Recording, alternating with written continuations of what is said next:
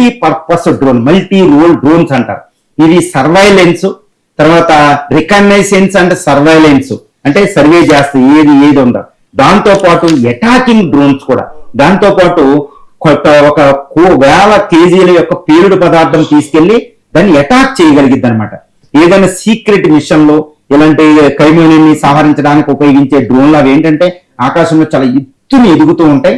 అది చాలా అత్యాధునికం. ఇది ఏంటంటే ఈ హెర్మీస్ 900 అనే ఒక డ్రోన్ ని ఇరాన్ IRGC దళాలు దాన్ని పేల్చకుండా దాన్ని స్వాధీనం చేసుకుని దాన్ని ఎలక్ట్రానిక్ వార్ఫేర్ సిస్టమ్ జామ్ చేసి తన ఆధీనంలో తీసుకుంది. ఇది ఎంతటి ప్రమాదం అంటే హెర్మీస్ 900 డ్రోన్ ని ఇజ్రాయెల్ ఇరాన్ దళాలు పేల్చేస్తే అది ఒక విషయం అండి.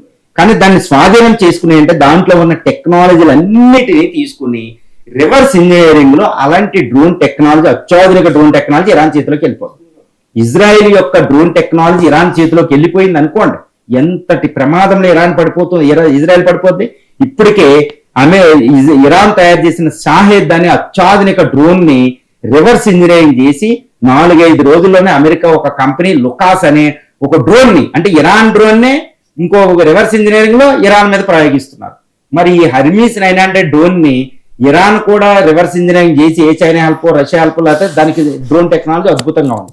రివర్స్ ఇంజనీరింగ్ చేసి అదే డ్రోన్ ని ఇజ్రాయెల్ అమెరికా మీద ప్రయోగిస్తే చాలా ప్రమాదంలో పడిపోతుంది. ఇలాంటి డ్రోన్లు అయితే అమెరికా దగ్గర కూడా వెళ్ళగలుగుతాయి. కాబట్టి ఇది